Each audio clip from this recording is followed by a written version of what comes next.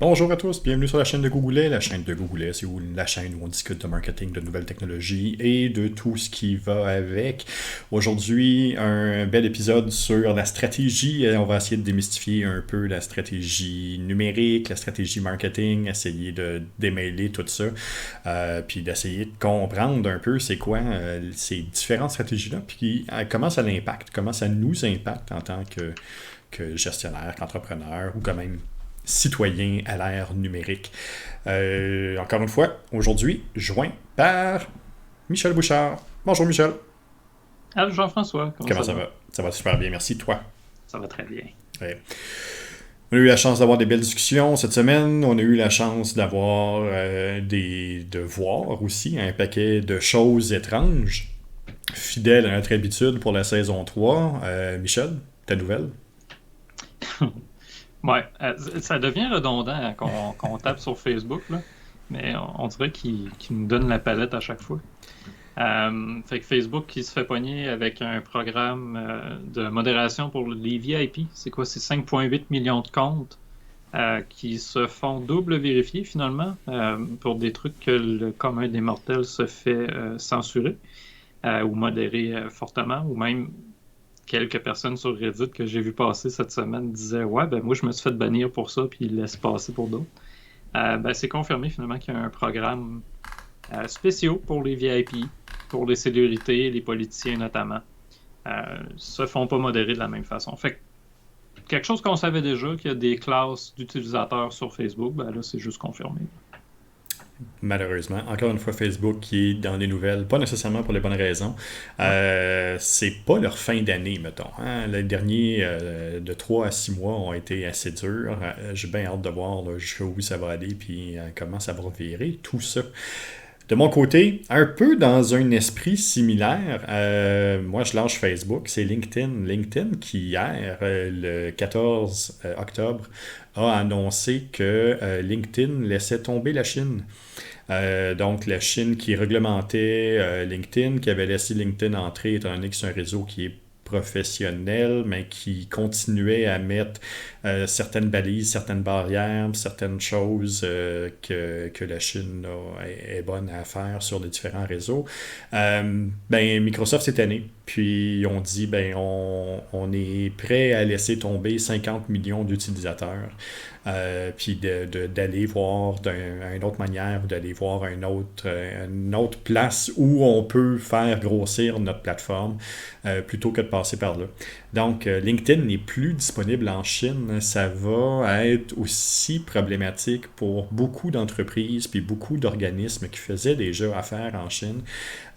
C'était un des canaux de communication qui permettait d'avoir une discussion plus normal, avec moins de supervision que les outils qui sont utilisés traditionnellement là-bas. Mais là, si ça s'en va, il y a beaucoup d'entreprises qui risquent de se retourner puis d'essayer de trouver quelque chose pour être capable de passer au niveau supérieur dans ces communications-là. Parce que ça reste pareil, un marché qui est super intéressant au point de vue économique, surtout pour le Québec et le Canada. Comme on le sait, il y a beaucoup d'exportations puis de transferts là, qui se font entre les deux pays. Moins depuis les 2 dernières années, mais c'est quand même assez présent. Ouais, il y a eu pas mal d'événements là, depuis quelques années.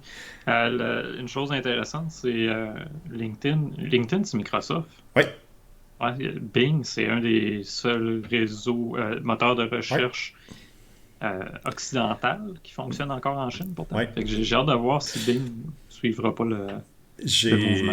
J'ai l'impression que ça s'enligne un peu comme ça. J'ai hâte de voir la suite des choses parce que ça peut être un précurseur à un méga changement dans la manière qu'on traite l'information Ouais, technologique dans le monde présentement.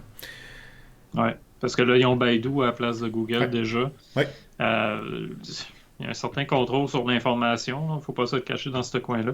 non, Fait que j'ai hâte de voir justement la suite. Parce que Bing, bon, Bing amène la qualité qu'il amène. Je oui. ne veux pas faire la critique du moteur de recherche, là, j'en aurais pour des heures. Là. Mais c'est pas pour rien, je pense que Google, c'est la recherche principale sur Bing. Non.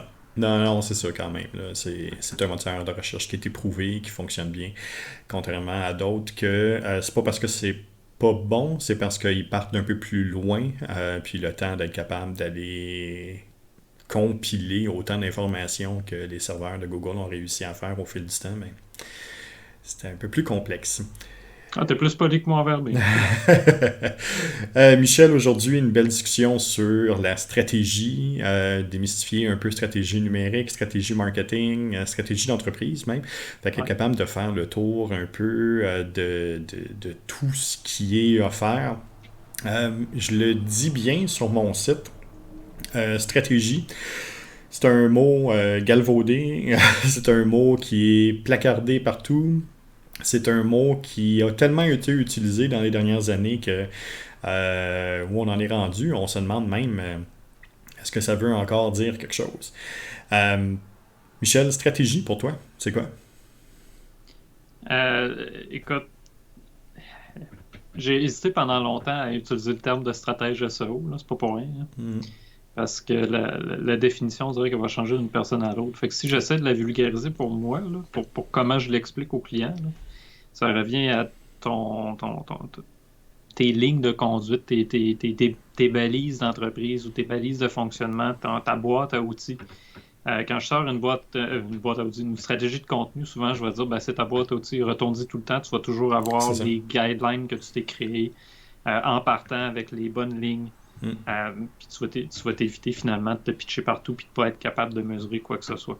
Fait que pour moi, une stratégie, c'est ça, c'est juste un outil qui nous aide à prendre nos décisions puis qui nous dirige finalement dans la bonne direction. Le problème, comme tu as dit, c'est un terme qui est galvaudé, un titre qui est galvaudé, stratège. Aujourd'hui, je l'assume un peu mieux, là, stratège SEO, ça m'arrive très souvent de le dire. Pour la simple et bonne raison que si je dis référenceur SEO, j'ai plus de yeux de carte dans une salle, là, plus de personnes qui se demandent de quoi ils parlent. Donc, dès que je dis stratège, les gens disent OK, lui, il fait des contenus, lui, il va m'aider à réfléchir. Fait que je pense que c'est un terme que j'aimerais changer.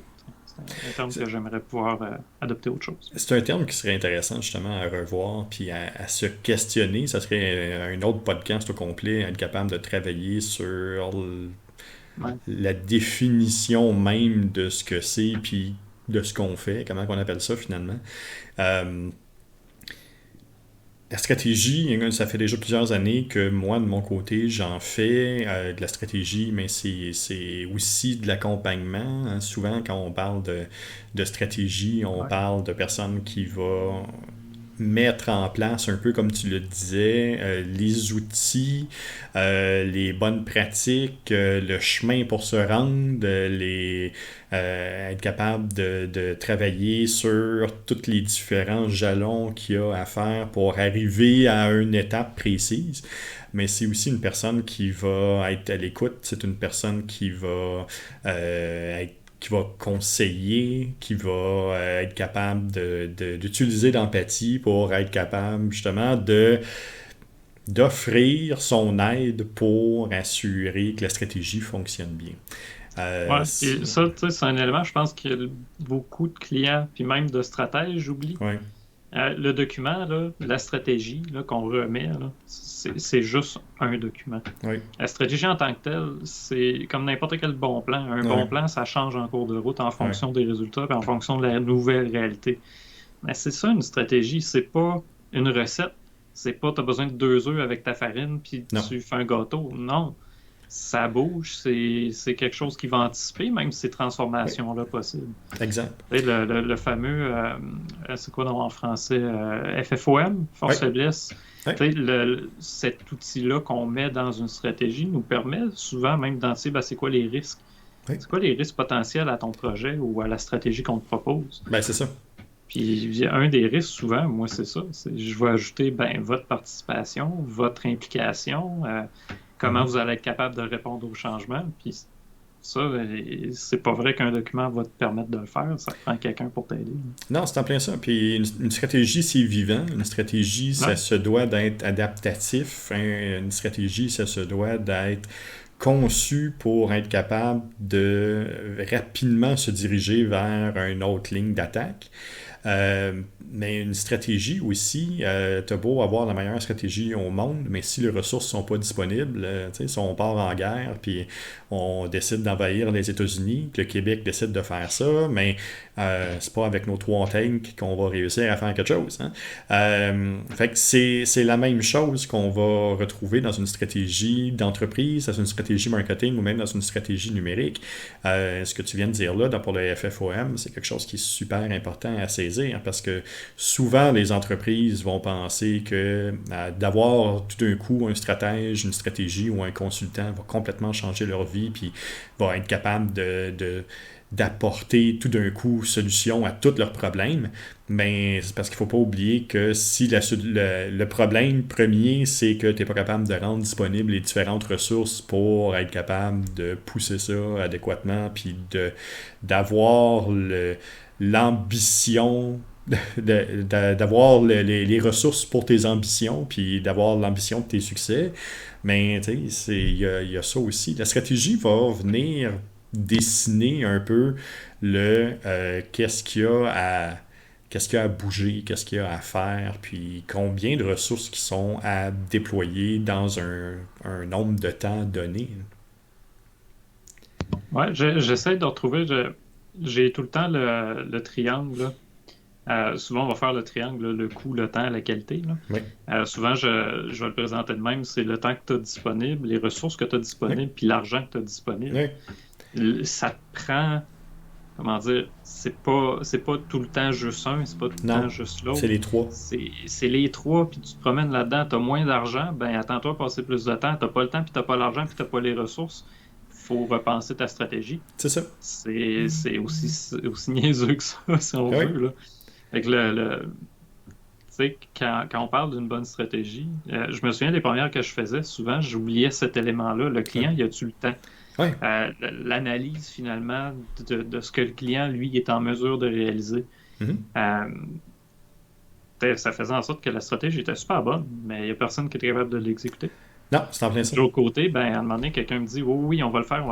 Grosse stratégie, super bien montée, avec des belles étapes. Le FFOM, il a été clair, il faut que vous vous impliquiez. Personne ne s'est jamais impliqué, puis après ça, la stratégie ne fonctionne pas. C'est pas que la stratégie ne fonctionne pas, c'est que les éléments, ressources, temps et argent, vous ne les avez pas mis. C'est en plein ça. C'est pour ça que c'est pas aussi simple que de dire on te remet un document puis ça va être magique. Non.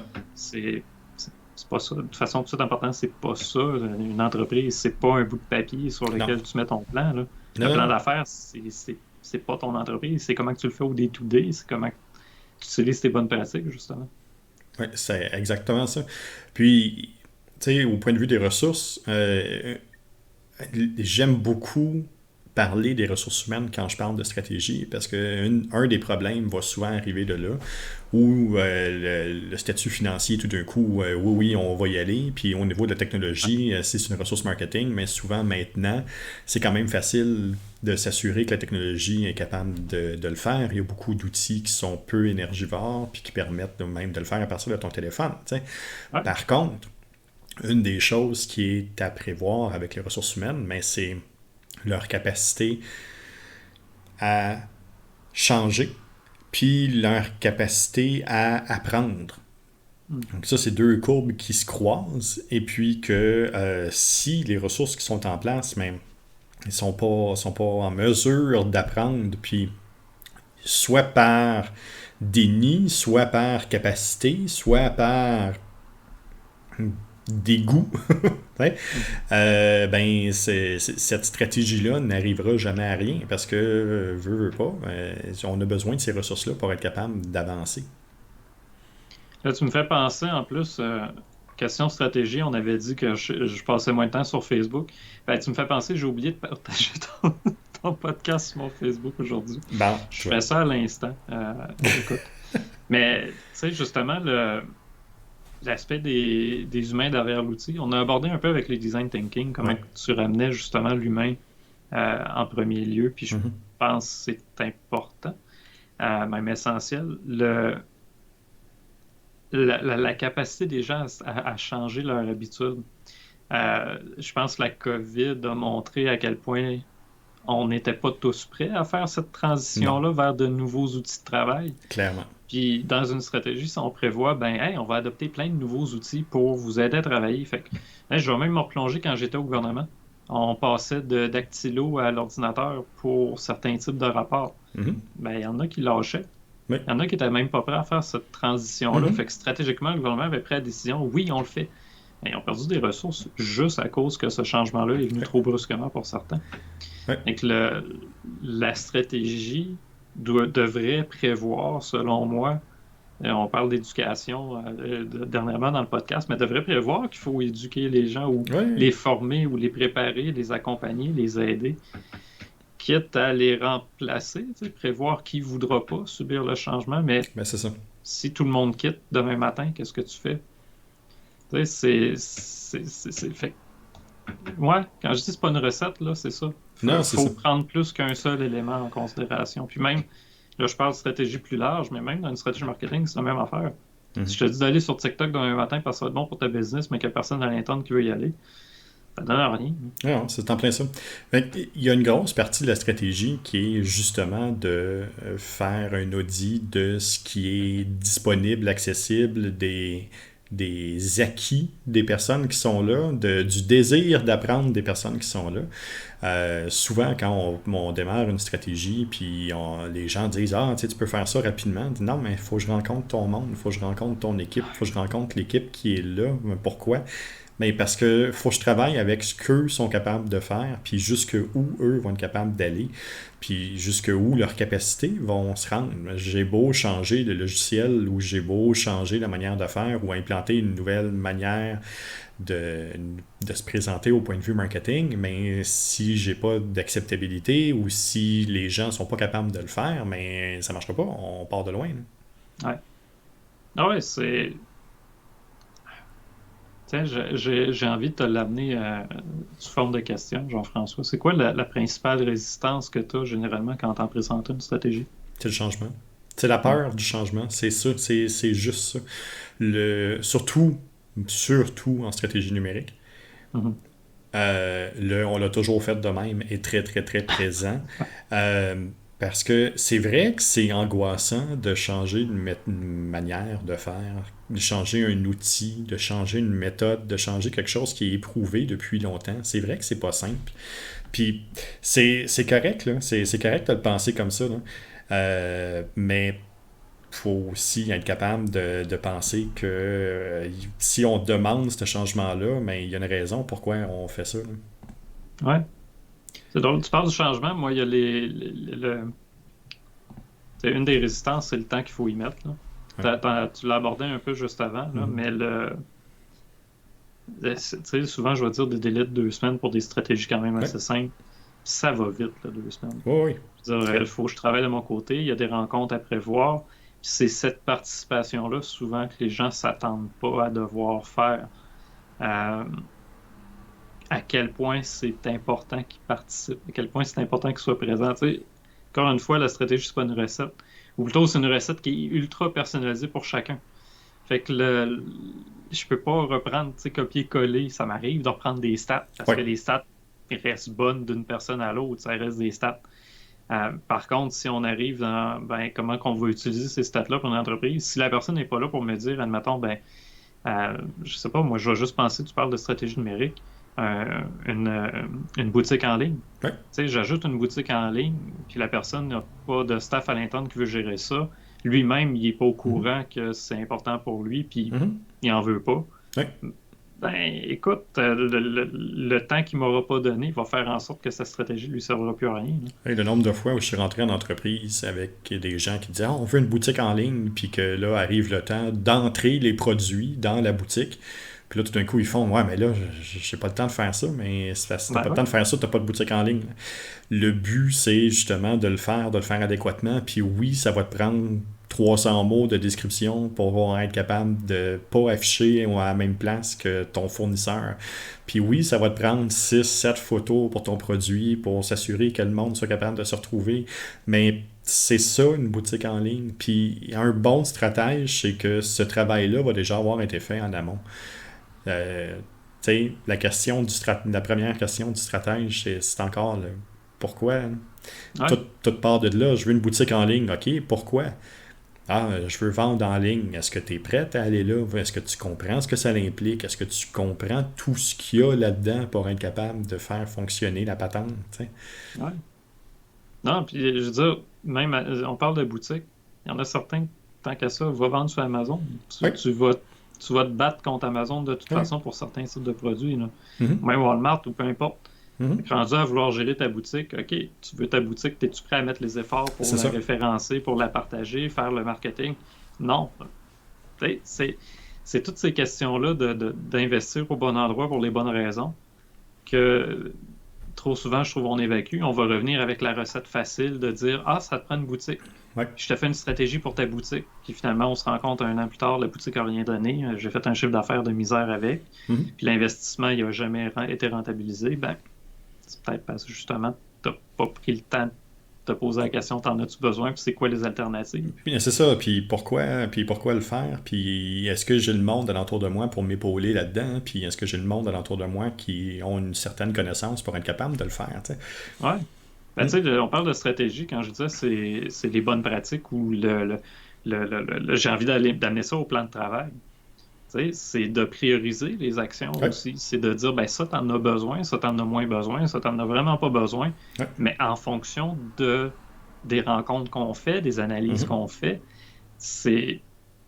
Je veux dire, pour le même produit, 2 personnes pourraient avoir complètement des fonctionnements complètement différents. Il y en a un qui est prêt à avoir la boutique. Pour un savon, tiens, il va vendre son savon, il y en a juste un avec sa boutique, puis ça va marcher parce qu'il met le temps pour. L'autre à côté, qui a juste des réseaux de bouche à oreille, sa boutique lui servira peut-être à rien. Par contre, il va en vendre en tabarouette en réel. C'est ça. C'est ça la stratégie. On l'adapte en fonction, pas juste finalement du type de produit ou du type de service, mais en fonction du client lui-même, de ses attentes, de ses objectifs, de son fonctionnement, sa personnalité même, je dirais. Oh, oui. Oui. Surtout en marketing, la personnalité joue beaucoup plus qu'on pense. Là. Beaucoup. Et la personnalité de la personne, la personnalité de l'entreprise, la personnalité du produit, mais tout ça a aussi un impact majeur. Oui. Ben, je faisais juste référence à TikTok tantôt. Quelqu'un de super réservé, un entrepreneur super réservé, admettons, qui me dit je pense que TikTok, tout le monde me dit qu'il faudrait que j'y aille. Ouais. Pourquoi? As-tu envie de faire des vidéos TikTok? Pourquoi justement tirer là si toi, tu n'es pas à l'aise de le faire? C'est ça. À côté, ben il y a peut-être des réseaux qui permettraient d'y aller un peu plus naturellement, d'avoir des bons résultats pareils, puis juste de ne pas avoir la visibilité que TikTok va t'offrir. Oui, exact. On revient tout le temps à ça, le pourquoi. Pourquoi tu irais sur TikTok? Pourquoi tu irais sur Facebook? C'est en plein ça, tu sais. Tout part de là. Michel, ça fait déjà une vingtaine de minutes là, qu'on parle de stratégie. As-tu des exemples en tête qui te viennent de bonnes stratégies? Ben, il y a celle que je fais et celle que tu fais, là, mais écoute, il y en a tellement il y en a tellement qui sont intéressantes. Tu sais, en choisir une, tu sais, vite de même, Dr. Squash, j'ai pas le choix. Ils font encore quelque chose pour l'Halloween. Moi, ça me fascine de voir à quel point ils font des petites choses. Ils transforment pas leurs produits à chaque fois. Ils font juste ajouter une petite affaire pendant une période donnée pour un sujet où, tu sais, puis ils le font bien. Une petite infolette à gauche et à droite, une petite pub bien ciblée. Pas tant de grosses transformations. T'sais, ils misent beaucoup sur leurs acquis. Puis ils font juste bâtir sur ces acquis-là. C'est pas une entreprise qui se pitch partout comme d'autres. J'en vois quand même plusieurs des grosses là, qui essayent plein d'affaires. On dirait qu'il n'y a jamais rien qui marche, puis on en revient tout le temps au Oreo noir et blanc straight. Là. C'est... écoute, les grandes marques, t'as Nike là, qui fait toujours, je trouve, super bien les choses, évidemment. Tu me poses la question, puis là, j'en ai comme... Il me semble que j'avais vu l'autre fois une entreprise locale, Colin, puis là, c'est ça qui me dérange, là, c'est je cherche un exemple local, puis là, il me revient pas. Il ne vient pas, mais c'est pas grave. On le mettra dans les commentaires. Fois, là, je pense que ce genre de questions-là, il faut qu'on se prépare avant pour que je le note, et que je m'en souvienne là. On le mettra dans les commentaires. C'est pour ceux qui vont nous suivre sur YouTube. Je vous invite d'ailleurs à nous suivre sur YouTube pour vous abonner sur la chaîne, puis à être capable de nous partager les différentes informations, les choses que vous désirez qu'on parle sur le podcast. Mais en commentaire, inscrivez justement les stratégies qui, selon vous, sont les bonnes. C'est celles que vous avez vraiment aimées. Pour faire du push un peu sur ce que tu dis, Michel, Dr. Squash, qui est intéressant, c'est qu'il ne réinvente pas la roue. Il n'essaye pas de se réinventer tout le temps. C'est des petites choses bien faites. C'est de la base, mais contrôlé, bien fait, bien arrangé. Fait que c'est vraiment exceptionnel ce qu'ils font. Ouais. Puis tu sais, il y a. Je pense que je vais t'amener ailleurs. Au lieu d'essayer de te donner un exemple, je vais y aller avec des choses qui me plaisent, des Ouais. choses qui me fascinent dans certaines stratégies. Parce que, tu sais, au cours des années, j'ai quand même travaillé avec beaucoup de bannières. Puis ces bannières-là, souvent, le problème que je vois, c'est que les gens qui représentent la bannière sont limités. Ouais. Ils peuvent pas avoir leur personnalité, ils peuvent pas avoir leur façon de faire, sont prêts avec les outils ou la grosse ligne de com. Ouais. Le domaine financier, là, entre autres, là, Ouais. je comprends. Mais Colin, qu'on enlève de la chance à certaines personnes de se faire connaître pour ce qu'ils peuvent nous apporter d'un Ben point oui. de vue humain. Là.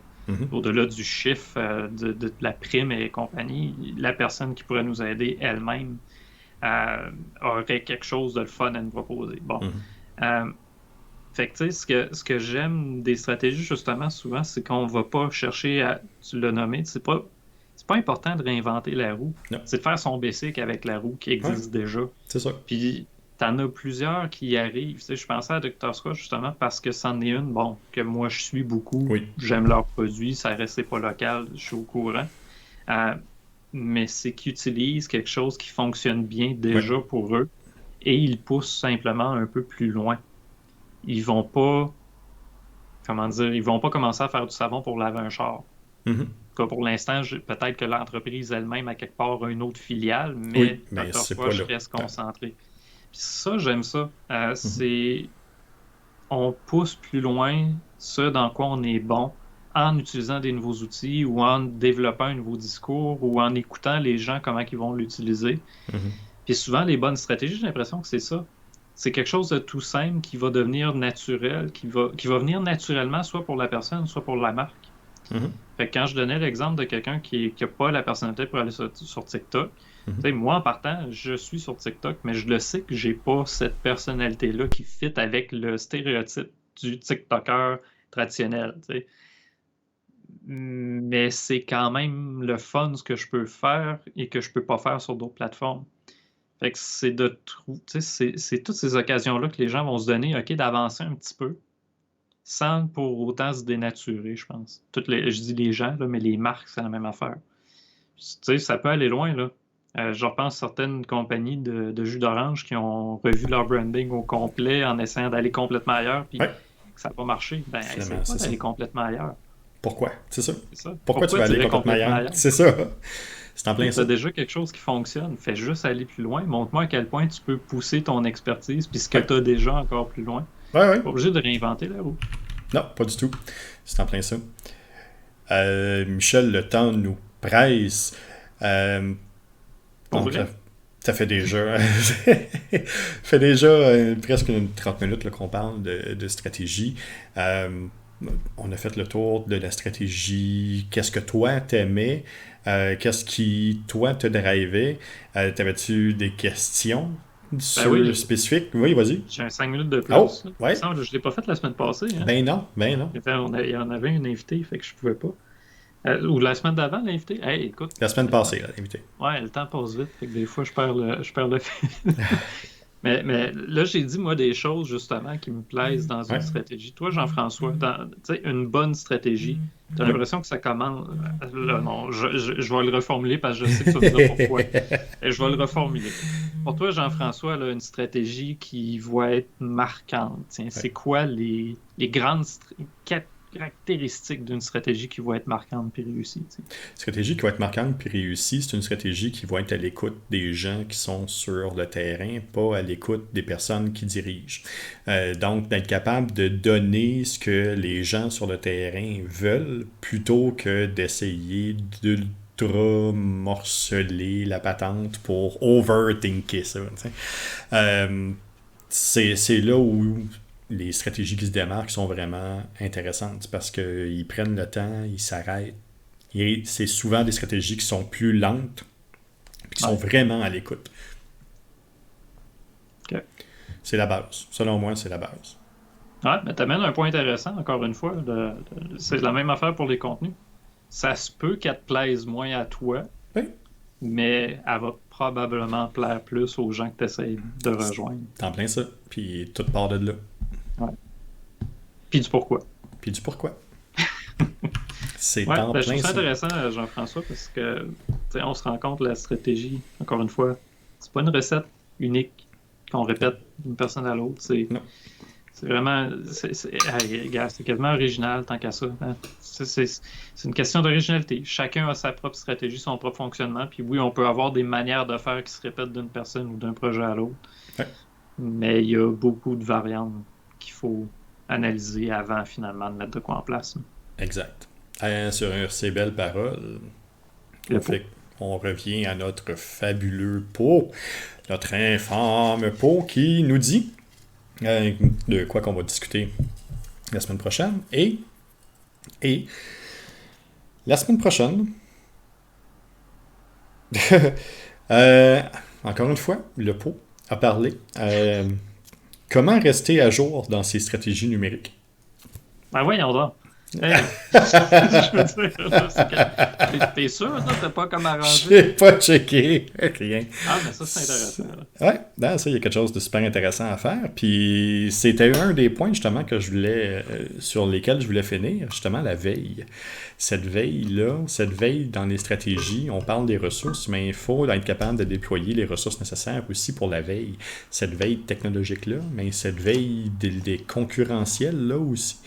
C'est quelque chose qui est super important. Puis, toi, le pot nous a ramené à l'ordre parce qu'il a décidé qu'il faut en discuter. Ben oui, mais on n'a pas parlé de mesures tant que ça. Là. Non. On a abordé un peu la chose, mais la veille, c'est la même affaire. Oui. Il faut se tenir à jour, pas seulement sur nos affaires, mais sur les affaires des autres. Sur ce qui se passe ailleurs, c'est en plein ça. Surtout si on est dans le monde de l'actualité ou en politique, ou en tout cas. Ouais. C'est ça. Écoute, c'est bon, j'irai pas plus loin parce que sinon on va commencer à en parler, puis c'est notre sujet la semaine prochaine. C'est en plein ça. Michel, si on veut te rejoindre? Il va y avoir le Sketch Podcast de lundi où on va aller plus directement parler de stratégie numérique. Vu que c'est le Sketch Podcast, on va parler davantage de numérique. Sinon, je gagne du temps pour sortir mon lien du week-end. Parce que, hey, écoute, c'est rendu un... running gag. C'est ça, là. À chaque semaine, un et l'autre, c'est hey, on te retrouve où?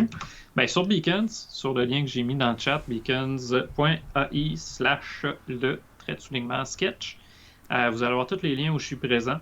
Et abonnez-vous à nos chaînes respectives. On est quand même pas mal présents partout, Jean-François et moi. Oui, c'est pour la même chose de mon côté. Le beacons.page/Cogoulet, vous allez être en mesure de me retrouver là et puis les différentes plateformes sur lesquelles je suis. Le podcast fonctionne bien, entre autres, sur Amazon, sur Google Podcast, sur Apple Podcast et sur Spotify. N'hésitez pas à nous écouter en audio si ça ne vous tente pas de nous voir la binette. Si ça vous tente de nous voir la binette, mais que vous ne voulez pas nous suivre sur Twitch parce que l'heure ne convient pas, mais YouTube est toujours là. Vous pouvez suivre le lundi d'après, dès 9h le matin, les différents podcasts qu'on a fait. Donc, vous allez être en mesure de vous faire le rattrapage. Donc, si jamais vous voulez retrouver ou revoir des podcasts que vous avez aimés ou sur lesquels vous voulez poser un peu plus de questions, n'hésitez pas à aller sur la chaîne de YouTube, puis vous allez être en mesure de retrouver tous nos podcasts. Michel, encore une fois, merci beaucoup pour cette fabuleuse journée, pour ce fabuleux podcast. Et puis, pour une fois, on est dans des temps qui sont plus que raisonnables. Tu veux qu'on devienne raisonnable? J'ai plein d'autres questions, si tu veux. Non, ça va aller. Pour aujourd'hui, ça va aller. Donc, c'est ça, mais merci. Et puis, je vous invite, encore une fois, inscrivez-vous. Suivez-nous sur les différentes plateformes. Et puis, très bientôt, Extra Live, Michel. Extra Live, c'est quand? Dans 3 semaines. Écoute, c'est 3 semaines pile, là. 3 fois 7 jours, là, 21 jours. 6 novembre, on va avoir notre marathon de 24 heures, Jean-François et moi. Et le 31 octobre, ben, on va se faire peur. On va jouer à des jeux qu'il faut pas jouer. Non, On va jouer pareil. la journée de l'Halloween, Ouais. pour pas que ça m'aide à dormir le soir. Donc, Ah, puis là, je m'attends que tu sois costumé, là. costumé en plus, Ouais. une autre affaire. C'est bon, on va regarder ça à ce moment-là. Vous l'aurez entendu sur le podcast de Gogoulet la balado, que je vais être costumé le 31 pour jouer à des jeux qui vont m'empêcher de dormir. Sur ces belles paroles, merci beaucoup, puis passez une belle fin de journée. À la prochaine.